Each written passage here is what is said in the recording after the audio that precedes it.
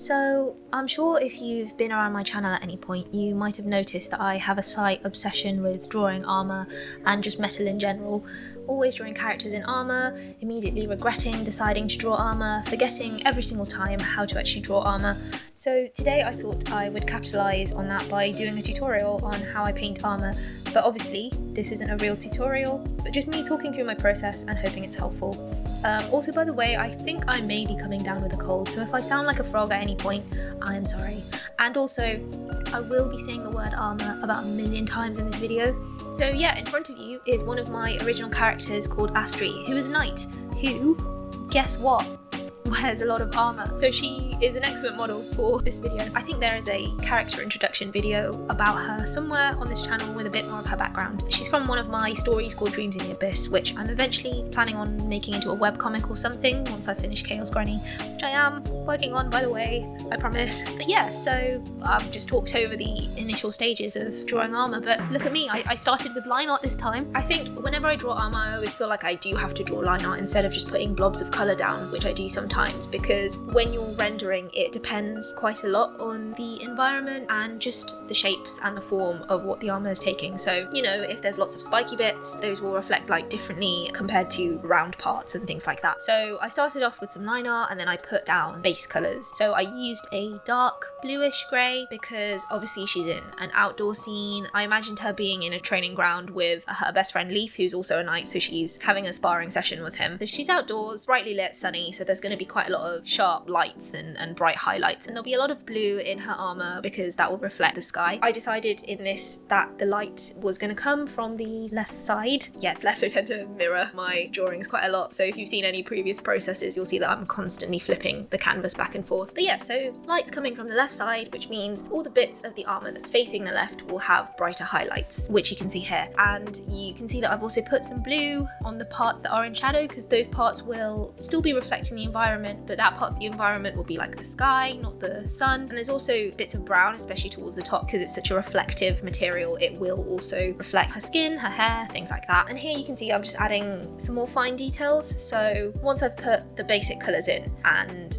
I guess blended it out a little bit more to make it a little bit cleaner, I've started putting in finer details. So around the edges of the armour, it's not going to be completely flat because it's a 3D material. Even around the edges, those will reflect light a little bit. As the surface is turning, those parts will catch light. I hope that makes sense. I feel like I haven't explained that very well. What I'm trying to say is that because armour is a 3D object, like the edges won't be flat like paper, so you will see a thickness to it. You'll see there's a part that's curving around and the part that's facing upwards will have light reflected off it, whereas the part that's curving back towards the inside of the armour, that will be darker. And that's why you can see, for example, in her belt, right at the edges, I've got like highlights where it's lighter, and that will be because that surface isn't completely flat and light will catch on that surface. I hope that makes sense. I feel like that was a really bad explanation, but as you look at more references, you'll hopefully be able to see what I'm talking about. But yeah,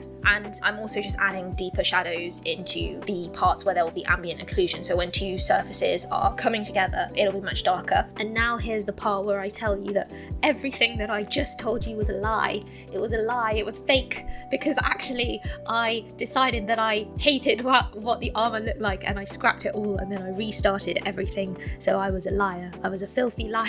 Okay, maybe that was a slight exaggeration. I haven't got to that bit yet. I think the reveal was a little bit too soon. Past me is still currently working on this armour, plodding along thinking it looks fine, when in reality she's going to realise that it looks terrible. Yeah, I'm just adding some final refinements, refining her hair, making the contrast a bit better, making the light parts a bit lighter, making the dark parts darker, adding the shadow from her arm, things like that. But soon, very soon, I basically just found some more references on Pinterest and I found a reference with nice shiny armour and I decided actually I thought the armour that she had on previously was just looking a little bit too dull. I wanted it to reflect the environment a little bit better. Oh, here we go. There it is. I took a break and then spent a little bit too long looking at the artwork and suddenly realised no, it's not right. It looks bad. Yeah, I just thought it was very uninteresting to look at because it was all the same and it didn't actually reflect her environment very well, I didn't think, because I wanted her armour to be shinier. it looked a bit dull, and if I want it to look shinier, it's basically got to act a bit like a mirror. So here, obviously, she is in a training ground. I've put more green, I've put more like sandy brown to represent the floor of the training ground. I've got little lines, hopefully to indicate the figures of other knights who are in the same environment training with her. Yeah, I basically just used a solid hard brush that doesn't have opacity, pressure opacity, just to make the armour a little bit more interesting to look at. But yeah, round 2 of me having another breakdown because I realised once again that it looked bad. It looked bad. I think the brush size that I was using was too small, and yeah, it just looked a bit too much like an oil painting on her chest rather than actual armour. So I restarted it, and this time I used larger brush strokes. So I still wanted to keep the idea of the actual training ground and the environment reflected in her armour, but this time I just used larger brush strokes because armour and metal, it's not going to be an exact mirror. There is going to be distortion, so that's why it's not going to be a one-to-one recreation. Obviously things will be distorted because of the shape of her body and the shape of the armour as it's like curving over surfaces and things like that. But yeah, so use references basically. That's the main lesson to take from this terrible tutorial. I'm very sorry. I hope it was useful. If not, bye.